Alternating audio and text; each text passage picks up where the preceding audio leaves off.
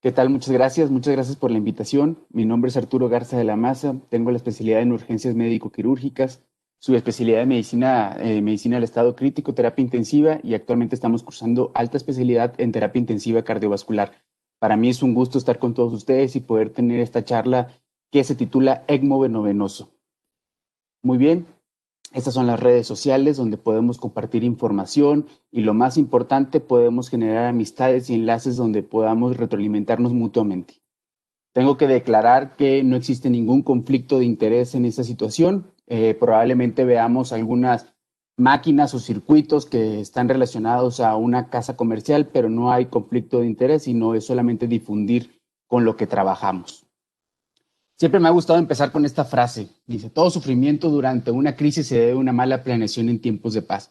Y lo que estamos ahorita es aprendiendo en un momento de paz, cada quien en nuestras casas, para poder actuar bien y adecuadamente cuando se necesita en el estado crítico de un paciente. ¿Cuáles son los objetivos que vamos a ver el día de hoy? Pues muy bien, ¿qué es el ECMO venovenoso? Sus indicaciones, el nivel de evidencia, cómo lo manejamos de una manera superficial, cuál es el winning de ECMO venovenoso, cómo podemos decir cuando ya podemos quitárselo al paciente y las conclusiones. Cabe resaltar que es un tema muy amplio, no vamos a hablar sobre algo, un tópico muy específico, entonces lo veremos de una manera superficial por el corto tiempo. Las aplicaciones clínicas más comunes del ECMO venovenoso es para la falla respiratoria y la falla circulatoria. Y cuando hablamos de falla circulatoria, normalmente es el choque cardiogénico que no se resuelve con inotrópicos. La falla respiratoria es el SIRA severo por la causa que quieras. Ahorita en estas épocas, pues muy bien por la causa de COVID. Y una aplicación nueva que está resurgiendo mucho para el paciente héroe, que es donador de órganos, para poder tener los órganos en mejor calidad, se someten a ECMO, en lo que los siguientes protocolos o servicios empiezan a mandar alertas de que hay un paciente donador. Otra de las aplicaciones actuales que está teniendo mucho auge, mucho poder a nivel global, sobre todo en Francia, es el ECMO durante la parada cardiorrespiratoria. Normalmente en estas circunstancias, cuando por ejemplo la parada cardiorrespiratoria es por una falla respiratoria, pues lo que se hace es que se conecta el ECMO venoarterial con una cánula venosa, que es venoarteriovenoso, para darle soporte cardiorrespiratorio al paciente en lo que se resuelve el problema. De hecho, los franceses esto lo hacen hasta en la calle. Pues un día en la oficina, como pueden ver, el tener un paciente sometido a ECMO no es una terapia tan sencilla como podría ser decirlo solamente hablarlo, ¿no? En este caso aquí estamos viendo un sistema de ECMO que está conectado de manera venovenosa, femoroyugular, estamos viendo la ventilación mecánica, estamos viendo un prisma para soporte renal, línea arterial, múltiples bombas de infusión, monitoreo de telemetría y neuromonitoreo. Ese es en el caso de un paciente venovenoso. O podemos tener un paciente con soporte venoarterial donde es un poco más complejo cuando son complicaciones patologías más clásicas. Y veamos aquí cómo tenemos un balón de contrapulsación, tenemos un ECMO venoarterial. Obviamente a los intensivistas nos gusta mucho el ultrasonido, en este caso es un transesofágico, la ventilación mecánica, telemetría, recuperador celular, múltiples bombas, calentador de paciente. Entonces son pacientes muy complejos, pero la complejidad a veces dices, a lo mejor ya está perdido el caso. Pasan los días y ese paciente se recupera. Es cuando te das cuenta que la tecnología va de la mano con estos tiempos y con ese tipo de paciente y los vemos después haciendo vida normal y eso nos llena de orgullo. Para que un equipo ECMO funcione, definitivamente no es de una sola persona. El equipo ECMO tiene que ser multidisciplinario. Aquí creo que el egoísmo y el típico caso de yo mando no funciona. Los equipos ECMO pueden involucrar desde paramédicos, intensivistas, anestesiólogos, urgenciólogos, enfermería cardiovascular, perfusionistas, cardiología, cirugía cardiovascular, un equipo completo. Y una vez alguien me dijo que por qué pongo a los Vengadores. Le digo, lo principal es que primero te sientas que estás haciendo algo extraordinario por el paciente. Y este fue un caso que tuvimos en la ciudad de Puebla, nosotros ubicados en la Ciudad de México. Cabe mencionar que trabajo en un equipo institucional, el Instituto Nacional de Cardiología, y también en un equipo privado que es SLS México. Este caso nos mandaron la alerta para una paciente que cayó con una miocarditis, está cayendo en falla circulatoria. Nos hablan, nos arrancamos técnicamente corriendo en el carro para llegar. A los 5 minutos de haber llegado, la paciente cae en paro. la conectamos haciendo maniobras de reanimación y ahorita la paciente está haciendo vida normal en casa. Por eso creo que hago la membranza de que te debes de sentir que eres parte de un equipo multidisciplinario que está siempre actuando en pro de los pacientes. O en este caso, que fue institucional, donde a un colega urgenciólogo que estuvo en el frente de batalla, se infectó, cayó en falla respiratoria severa, lo tuvimos en el instituto y vemos aquí como el equipo multidisciplinario, en la foto izquierda tenemos intensivistas, cirujanos vasculares, perfusionistas, y como dijo mi jefe, el doctor Gustavo Rojas, valió la pena cada maldito segundo. Fueron aproximadamente 42 días de soporte, altas, bajas, estrés, hasta que lo pudimos sacar de la terapia intensiva y ahí se encuentra, me da mucho gusto. Normalmente estoy en contacto con ellos y se encuentra con su esposa haciendo vida normal y disfrutando la vida. En amplio rango, este es un artículo que salió del doctor Alain Combes, que es una persona que está muy reconocida a nivel internacional. ¿Cómo funciona el ECMO venoso? Muy bien.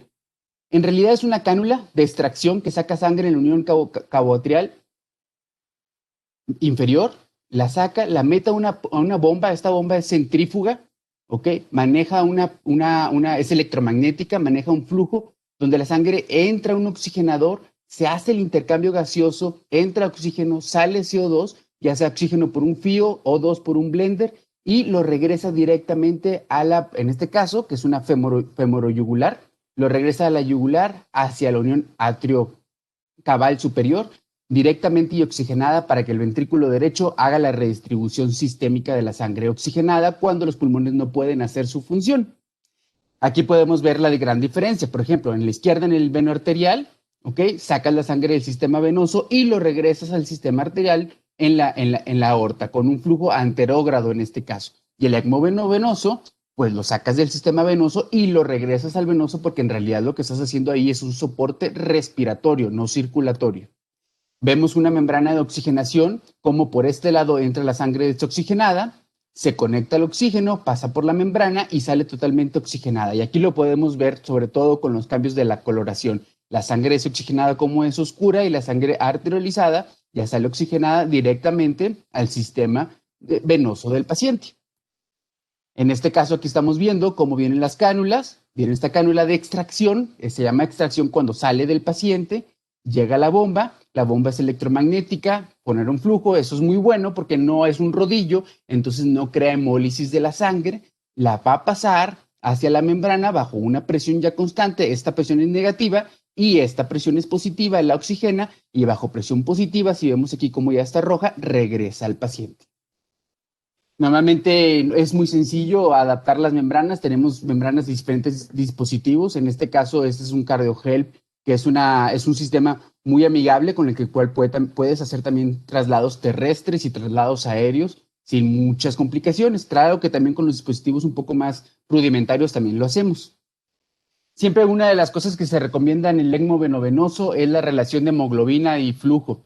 Hay que saber que la oxigenación depende del flujo de la sangre que pasa a través de la membrana y el fío que tú le otorgas directamente a la membrana, ¿ok? Y esto va en relación a las características de la membrana y su vida útil. ¿Okay? Normalmente recomendamos, hay membranas de 7 litros y 5 litros, recomendamos que sea de 7 litros porque el ECMO venovenoso, sobre todo en tiempos de COVID, es de soporte respiratorio prolongado. Hemos durado con pacientes desde 35, 40, 50 días, entonces las membranas a veces tenemos que hacer que duren mucho, porque, bueno, acaba de mencionar que ahorita hay escasez a nivel global, ¿okay? Y, bueno, tener muy en cuenta que pueden existir discretas situaciones en las cuales hay que corregir, como fenómenos de recirculación, donde las cánulas están tan cerca entre ellas que lo que regresa oxigenado lo vuelve a sacar el ECMO, entonces se forma un circuito cerrado donde solamente está oxigenado en el ECMO, pero no en el paciente. Entonces hay que tener mucho cuidado en esas circunstancias. Y respecto a la ventilación, bueno, pues la ventilación te la va a hacer el aire médico del blender, el gas de barrido.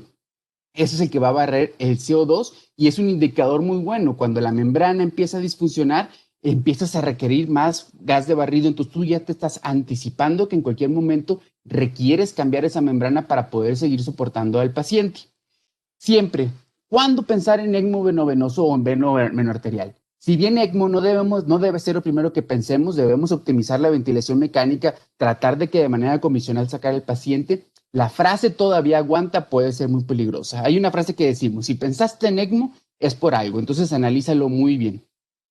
Ese es un artículo que salió hace como 2 años, que igual me gusta mucho, y cómo por opinión de expertos se basan en que primero, pues ventilación mecánica protectora, después titulación del PIP, bueno, titulación lo manejamos es una palabra muy ambigua, pero manejar el PIP adecuado para el paciente sería lo mejor, ¿ok?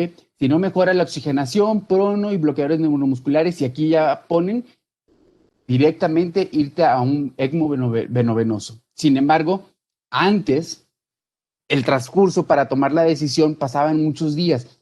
Ahora, los algoritmos te dicen que en un mismo día, en menos de 24 horas, tú puedes llegar a decidir y pensar qué paciente debería ser sometido a soporte respiratorio por ECMO.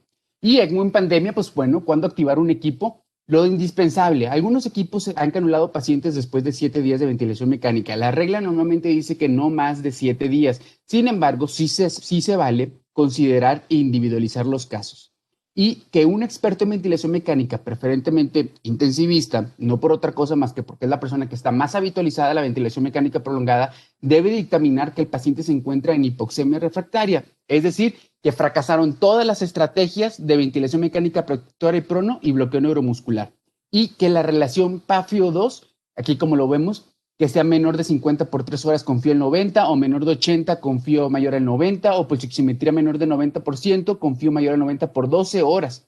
O en el caso de hipercapnia severa, donde ya le pega el pH, la hipercapnia no la puedes mejorar y aparte ya tienes una FR arriba de 35 por minuto, entonces ya es un paciente que decimos inventilable. Para esto también existen en la historia criterios que muy bien en la diapositiva previa se pudieron resumir, pero existen los criterios EOLIA que tienen consensos y si ven, se maneja muy similar en relación a las PAFIO2 y los días de ventilación mecánica.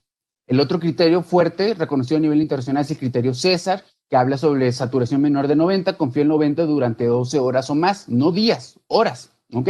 O en hipercapnia severa. También tenemos los criterios del consenso francés. Aquí pongo una ambulancia de SAMU. Cuando estuvimos en una ocasión en Francia tomando una capacitación, pudimos ver que esas ambulancias están en la calle y contienen adentro de la cabina un sistema ECMO donde canulan en las calles, activa. Es un sistema, un equipo, un protocolo muy, muy profesional, donde la ambulancia van intensivistas, perfusionistas, paramédicos y cirujanos cardiovasculares.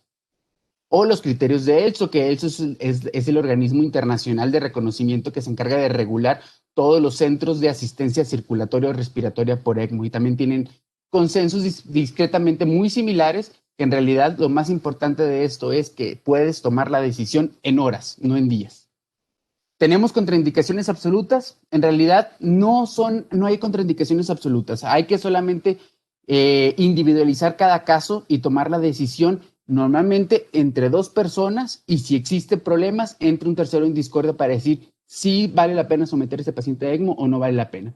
Y las contraindicaciones relativas es ventilación mecánica no protectora por más de 7 días, es un pulmón que se lastimó tanto que no va a ser recuperable, al menos que ese paciente vaya a ser para protocolo de trasplante pulmonar. Ahí el algoritmo cambia por completo, porque entonces ya no es un pulmón que quieres recuperar, más bien es un paciente que quieres mantener para que entre protocolo de trasplante. Otra relativa es la inmunosupresión, hemorragia del sistema nervioso central no controlada. Antes a los EMUS normalmente los teníamos anticoagulados constantemente, ahora tenemos estrategias para no anticoagularlos, pero sí manejar flujos más altos para que la sangre no se coagule, por decirlo así, en el circuito. Lesiones neurológicas severas o neoplasias de mal pronóstico, pues son pacientes que no, hay que saber que eso es un puente a recuperación o a trasplante. Si ya hay alguna lesión neurológica, pues no vale la pena dar falsas esperanzas a los familiares. Y a mayor edad, mayor riesgo. El punto de corte normalmente es 65 años, pero entre más pasa los estudios y la experiencia de los equipos, han canulado pacientes de mayor edad. Lo más importante es que existe evidencia de actividad cerebral por el método que se tenga en la unidad, que haya cerebro. Si hay cerebro, hay paciente, ese paciente debe ser sometido a soporte circulatorio. Y a veces nos quedamos a pensar, ¿por qué el ECMO dejó de ser tan importante hace algunos años? Bueno, porque en 1971 salieron varios estudios donde hablaron de que la mortalidad era muy alta, pero en 1971 no era la misma calidad de intensivistas, no era la misma calidad de ventilación mecánica, entonces es un estudio muy, muy sesgado, pero de ahí se basaron muchos para por 30 años aproximadamente mantener el ECMO guardado solamente para pediatría. Y esto me gusta mucho. Las guías no son recetas de cocina. La ausencia de evidencia no es evidencia de su ausencia. A veces cuando somos muy guiólogos podemos condenar a pacientes que se pueden beneficiar de ciertos tratamientos. Y el ECMO tuvo un resurgimiento muy importante en el 2009, secundaria a la pandemia de influenza, por influenza. Justo lo que está sucediendo ahorita, pero de una manera mucho más exponencial que en el 2009. Se adquirió experiencia a nivel global desde entonces y ahora por eso estamos mucho más activos en esta pandemia. Y no todas las tecnologías abarcan lo mismo. Algunas se integran fácilmente en la práctica, otras requieren cambios sustanciales para desarrollar su potencial y así está sucediendo con el ECMO. No podemos encasillar al ECMO con la máquina de los 70 a los resultados que tenemos con la máquina del 2020. Son máquinas mucho más amigables con el paciente, mucho más sencillas de manejar y sobre todo con mejores resultados. Entonces es una tecnología adaptada para soporte prolongado de los pacientes que no salían de bomba preoperatoria. Así nació el ECMO. El ECMO nació venoarterial y fue como un eureka que también podía ser funcional para la falla respiratoria, pero no es una tecnología nueva. El primer caso, o mejor dicho, el doctor Teodor Kolovo, en aproximadamente cuando él tenía unos 30 años, que hace poquito ya falleció, él fue el que patentó y el que ideó la membrana de polimetilpenteno para un soporte prolongado. Y fue así como en 1970, el reporte de casos se publicó en el 71, pero en 1970 pudieron tener al primer paciente en ECMO en soporte prolongado. Muy bien, a modo superficial, ¿cómo manejar un ECMO? Por empezar, en el ECMO venovenoso, el objetivo no tenemos que ser tan drásticos. Con una saturación de pulsoximetría del paciente arriba de 75%, estamos más que satisfechos. ¿Por qué digo esto? Porque vemos a veces pacientes con ECMO venovenoso donde alguien se acerca y se angustia por esa saturación y regresa a los parámetros altos de ventilación mecánica sacrificando pulmón por unos cuantos porcentajes de saturación que no vale la pena.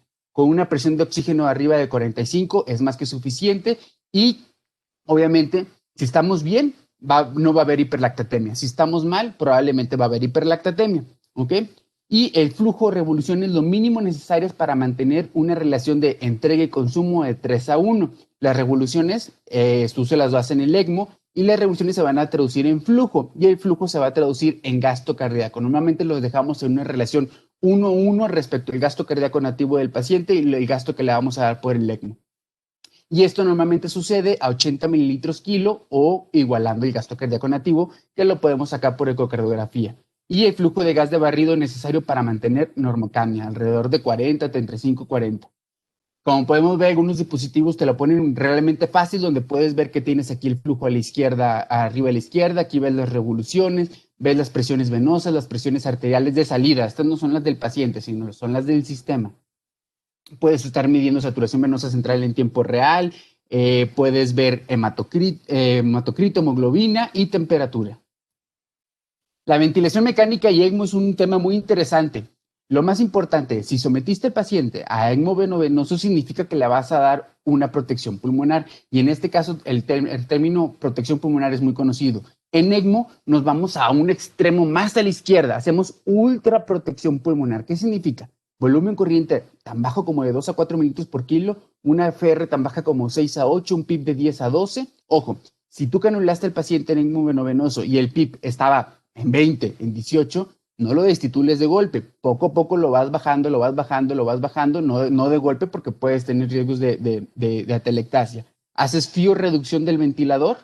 A veces los pacientes necesitan broncoscopías y lo más importante, deja el pulmón en reposo. Si no dejamos el pulmón en reposo, no vamos a tener una recuperación y ser paciente. Estos pacientes no se recuperan en 3, 4 días como el venoarterial, sino tarda mucho. Entonces hay que tener mucha paciencia, no desesperarnos y no estar forzando el pulmón para que se recupere tan rápido. Hay que recordar que esto es para falla respiratoria. ¿Cuándo sucede en la falla respiratoria? Que ya tenemos compromiso de la hemodinámica del ventrículo derecho, cuando tenemos hipercapnia, hipoxia y acidosis. Cuando tú le pones un ECMO venovenoso y mejoras la oxigenación, esas circunstancias van a mejorar por completo y entonces se va a beneficiar el ventrículo derecho. Esto no es una asistencia circulatoria como en el ECMO venoarterial. En este caso no es así. En el manejo renal, sí o sí, siempre hay que mantener balances negativos. Siempre cualquier paciente, ya lo sabemos, en ARTS y también en ECMO, los balances negativos se van a beneficiar. Siempre hay que tener, cuando a los primeros días mantenemos al paciente en un RAS bajo. No podemos tenerlo despierto recién canulado, es muy peligroso. A los 4 o 5 días ya lo podemos estar despierto, pero mientras lo tenías dormido, es muy importante vigilar por el método que se tenga. Yo recomendaría por espectrometría ver la actividad cerebral para que tus sedantes no se vayan al otro extremo. ¿Por qué? Los dosis de sedación en ECMO tienen que aumentar porque las cánulas y la membrana secuestran mucho fármaco. Entonces, tú estás con las dudas, oye, le estoy dando demasiada sedación o poca sedación porque me está requiriendo más el paciente. Es que la realidad es que en ECMO, el ECMO consume mucho los sedantes. Los fármacos durante ECMO hay que considerar que si es una infección lo que le llevó al ECMO, darle la misma dosis de antibiótico es totalmente un error. Hay que ajustarlos sobre todo por niveles de concentración sanguínea.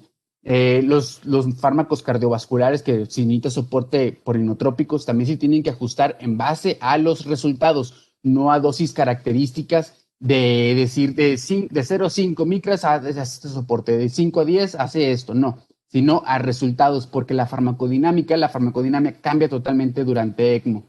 ¿Cuándo podemos decir que podemos destetar al paciente del ECMO? En esta analogía que veo como la nave Discovery de la NASA, donde está propulsada por los cohetes, podemos decir que es el ECMO. Entonces, tú llevas al paciente, le llevas propulsando para que él vaya descansando y el ECMO se encargue de todo. Pero ¿cuándo poderlo destetar? Cuando hay mejoría de la patología por la cual fue sometido a ECMO, cuando mejora la mecánica ventilatoria, hay incremento de las distensibilidades, no requiere todavía mayores cantidades de fío y hay mejoría por imagen de la patología pulmonar. Pero si nos desesperamos y lo hacemos rápido y queremos ya sacarlo de ECMO lo más rápido posible, como en esta imagen de la tragedia que sucedió en NASA, van a explotar los cohetes y va a ser un fracaso para el paciente. Por eso lo más importante es cautela y paciencia. El ventilador, dejarlo en parámetros de protección pulmonar con un fío de 40 y FR mecánicamente aceptable. Si ya podemos tener ese paciente con protección, es decir, de ultraprotección, no lo llevamos a protección pulmonar y requiere solamente un fío de 40% y el DAR respiratorio no se nos fue muy alto o lo puedes bajar, empiezas con el winning. El ECMO, le cierras el fío, le cierras el gas de barrido y así lo puedes dejar. ¿Cuánto tiempo? 12 a 24 horas. A veces algunos equipos cuando son un poco, están iniciando en esto, en 4 horas vieron resultados y lo decanulan y luego el paciente cae en falla respiratoria. Lo ideal es que sea 12 a 24 horas donde le quites al ECMO fío, gas de barrido y solamente lo dejes recircular. Y las dos cánulas se van a ver tipo venosas. Pero lo importante es que si falla el paciente, se complica, tú nada más abres 2 válvulas y regresas a soporte sin problema. Cuando tú haces un proceso de winning, hay 3 caminos. O va a ser exitoso y se va a poder retirar el ECMO, o va a tener hipercapnia y hay que regresar el ECMO, o en los mejores de las circunstancias, que ya no tarda en llegar a México, le pones solamente un extractor de CO2 que es mucho más amigable y más tranquilo, o cae en hipoxemia y ese paciente tiene que volver a entrar a terapia de ECMO. Y cuando decimos volver a entrar, es volver a abrir las válvulas, porque esperemos que ese paciente no haya sido decanulado. Este es el mensaje para llevarte a casa o más bien a tu computadora. El ECMO venovenoso es un soporte respiratorio, no circulatorio. Hay que tener cuidado con eso. ¿Okay? Lo más importante hay que pensar, ¿puente a qué? ¿A recuperación? ¿A trasplante? ¿O a qué? Porque si anulas pacientes que no tienen ni son candidatos a trasplante y normalmente y ya se ve que el pulmón nunca no va a recuperar, va a ser un largo camino muy trágico para familiares y pacientes. El manejo tiene que ser multidisciplinario. El equipo ECMO es algo que pocas veces se ve, donde tantas disciplinas trabajan en un solo paciente y todo el mundo brinda su conocimiento y su expertise. Hay que hacer un análisis de los días de ventilación mecánica pre-ECMO. No estoy diciendo que 7 días tenga que ser tan riguroso. Podemos individualizar casos, pero sobre todo ver los parámetros de la ventilación mecánica, qué tan recuperable es. Y lo más importante, paciencia. Cuando tengamos un paciente en ECMO venoso, participemos en un equipo, hay que tener paciencia. No es tan rápido como los ECMOs venoarteriales donde el corazón se recupera en 4 o 5 días. Esto sería todo. Espero que haya sido de su agrado. Sé que es un tema muy amplio, pero podemos con mucho gusto seguir retroalimentándonos con el paso de los días. Muchas gracias.